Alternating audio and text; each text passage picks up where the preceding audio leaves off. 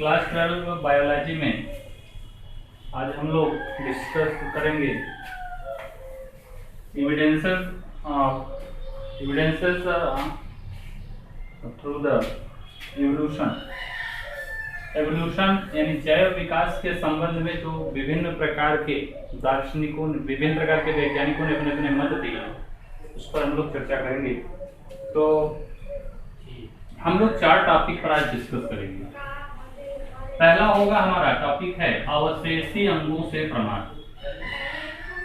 अवशेषी अंगों से प्रमाण। दूसरा हमारा टॉपिक होगा जीवाश्मिकी से प्रमाण। जीवाश्मिकी से प्रमाण। जीवाश्मिकी से प्रमाण। उसके बाद घरेलू जंतुओं से प्रमाण।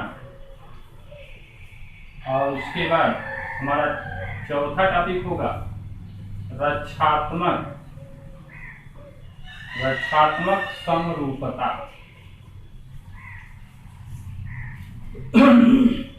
तो जैव विकास के संबंध में विभिन्न प्रकार के जो प्रमाण प्राप्त हुए हैं विभिन्न वैज्ञानिकों ने अपने अपने मत दिए हैं, अपने अपने तर्क दिए हैं, उसके संबंध में हम लोग यहाँ पर विभिन्न प्रकार के जो प्रमाण प्राप्त हुए हैं उन प्रमाणों के विषय में चर्चा करेंगे, जिसमें से अवशेषी अंगों से प्रमाण और जीवाश्मिकी से प्रमाण, घरेलू जंतुओं से प्रमाण और रक्षात्मक समरूपता से प्रमाण, इसके विषय में हम लोग पढ़ेंगे।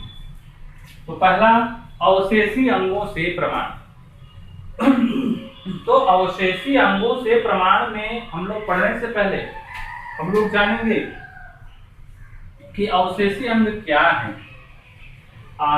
जीवधारी के ऐसे अंग अवशेषी अंग कहलाते हैं जो पहले निम्न वर्ग के जंतुओं में पाए जाते थे, परंतु जब वह जीव विकसित हो गया और विकसित होने के बाद वे अंग उस जीवधारी के अंदर वैसे ही पड़े हुए हैं, बेकार निरर्थक पड़े हुए हैं, उनका कोई काम नहीं है जीव शरीर में। ऐसे अंगों को अवशेषी अंग कहते हैं। अवशेषी अंग एक बार फिर से ध्यान दीजिए, अवशेषी अंग ऐसे अंग होते हैं जो किसी भी जीवधारी के अंदर पाए जाते हैं और वे निरर्थक होते हैं। जीवधारी के शरीर में इस समय उस अंग का कोई फंक्शन नहीं होता है, कोई कार्य नहीं होता है। जब वह विकसित हो गया जब उसका विकास नहीं हुआ था तो वे अंग उनके किसी कार्य में प्रयोग किए जाते थे, लेकिन जब विकसित हो गया जीवधारी तो उसके अंग उसके शरीर में वैसे ही निरर्थक पड़े हुए हैं और उसका कोई कार्य नहीं है। ऐसे अंगों को अवशेषी अंग या वेस्टिजियल ऑर्गन्स कहते हैं। अवशेषी अंग या वेस्टिजियल ऑर्गन्स कहते हैं। अब अवशेषी अंगों से प्रमाण में सबसे अच्छा उदाहरण है मनुष्य के आंख के किनारे पर पाया जाने वाला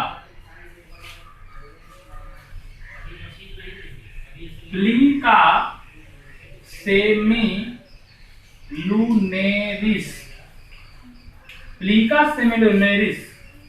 आंख के किनारे पर ये प्लीका सेमिलुनेरिस पाई जाती है मनुष्य के आंख के किनारे पर। अब ये प्लीका सेमिलुनेरिस जो निम्न वर्गीय जीव हैं उनमें ये आंख की सुरक्षा करता है। प्लीका सेमिलुनेरिस जो है वो आंख की सुरक्षा करता है, लेकिन मनुष्य में यदि इसकी बात करें तो मनुष्यों में इनका जो आंख की सुरक्षा का काम है वो पलक करते हैं। तो अब ये जो पलकें हैं मनुष्य का, ये आंख की सुरक्षा करता है और ये प्लीका सेमिलुनेरिस जो है आंख के किनारे पर, ये जैसे पक्षियों में इनमें यह एक प्रकार की झिल्ली के रूप में होती है और ये बराबर रोटेट करती रहती है और पक्षियों के आंख की सुरक्षा करती है। लेकिन अब ये जो विकसित जीव हो गए, इनमें क्लिका सेमिनोइड का जो फंक्शन है वो समाप्त हो गया, वैसे ही निरर्थक बेकार पड़ा हुआ है। उसके बाद वर्मीफॉर्म अपेंडिक्स, वर्मीफॉर्म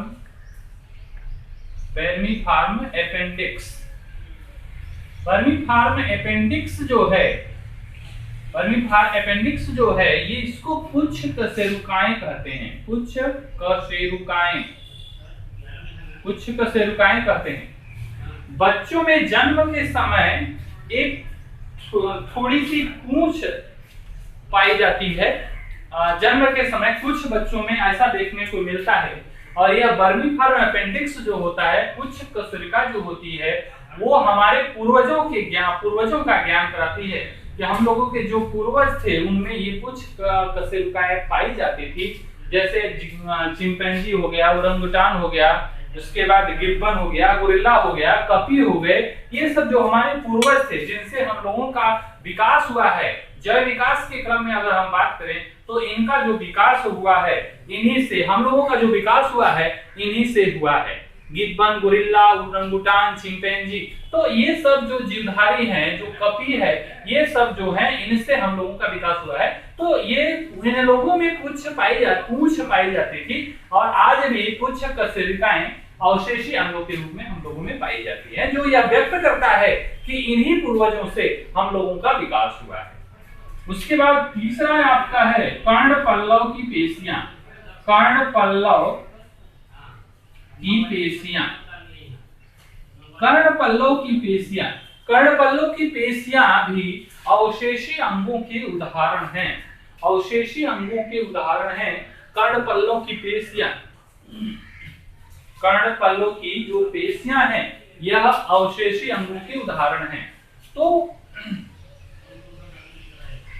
कर्ण पल्लव की जो पेशियां हैं वो अवशेषी अंगों के उदाहरण हैं। तो ये जो हम लोगों के कर्ण हैं, इनको अवशेषी अंग के कर्ण को अवशेषी अंग के रूप में जाना जाता है, जो कि वो क्या कहते हैं कि वाइब्रेशन को, आवाज को, उसको कानों तक पहुंचाने का काम करता है। लेकिन ये इनका बहुत विशेष फंक्शन है नहीं, तो ये अवशेषी अंगों की श्रेणी में आता है। एक यहाँ पर वो मिस्टेक हो गया है, जो वर्मीफॉर्म अपेंडिक्स है और ये जो यहाँ पर पुच्छ कशेरुका वो अलग चीजें हैं। पुच्छ कशेरुकाएं, ये वर्मीफॉर्म अपेंडिक्स जो होती है ये छोटी आंत के किनारे पर एक अंग होता है, एक समझ लीजिए कि सॉलिड होता है, वो किनारा होता है, जो कि एक प्रकार के अपेंडिक्स का रोग पैदा करता है, जिसको डॉक्टर लोग अपेंडिक्स का जब ऑपरेशन करते हैं तो वर्मीफॉर्म अपेंडिक्स को इसको काट कर निकाल देते हैं।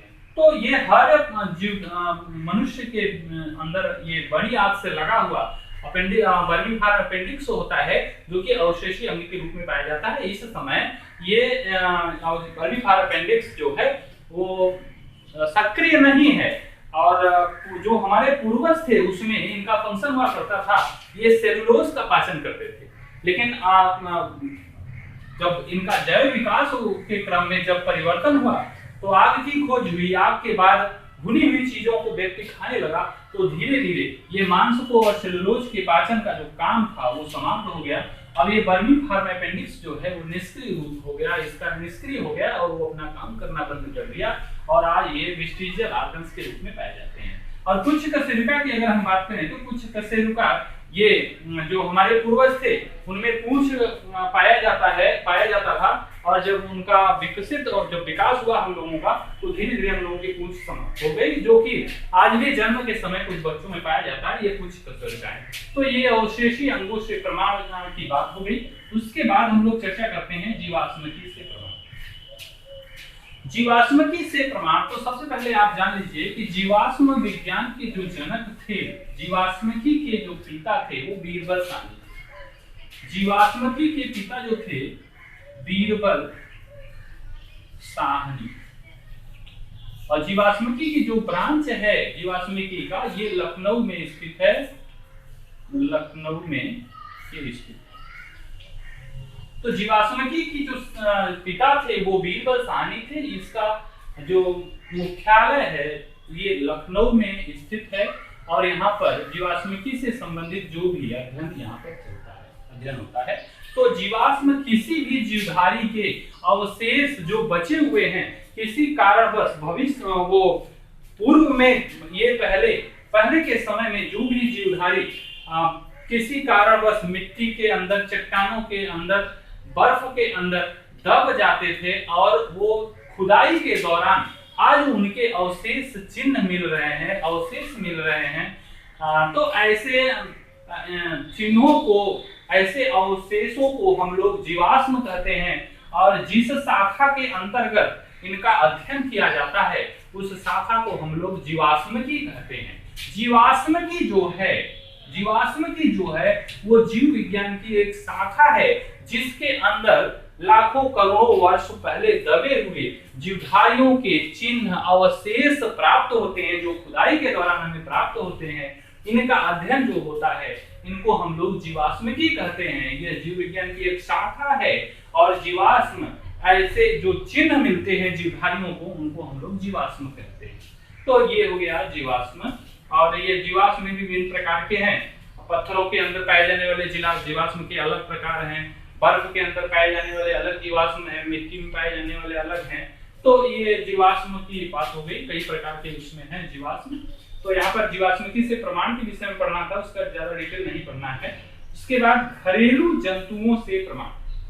तो घरेलू जंतुओं से अगर हम प्रमाण की बात करें तो प्राचीन समय से ही जो मनुष्य था वो विभिन्न प्रकार के जीव जंतुओं का पालन करता था और उसके बाद विभिन्न प्रकार के जीव जंतु के साथ साथ फसलों की पैदावार और उसके बाद विभिन्न प्रकार की सब्जियों का भी वो उत्पादन करता था। तो इस तरह से घरेलू जो जंतुओं से प्रमाण की जो किस्में हैं वो चाहे जंतु का हो चाहे वनस्पति का हो, तो प्राचीन काल से ही इनमें विभिन्न प्रकार के जीव जंतुओं और विभिन्न प्रकार के वनस्पतियों का जो मनुष्य था वो उत्पादन करता था। तो जैव विकास जैसे जैसे होता गया उसके क्रम में विभिन्न प्रकार के जंतुओं में भी उत्परिवर्तन के फलस्वरूप जो जीव में अचानक एकाएक वातावरणीय दशाओं के हिसाब से परिवर्तन होता गया, वातावरण में विभिन्न प्रकार के परिस्थितियों के तहत वातावरणीय प्रभाव के कारण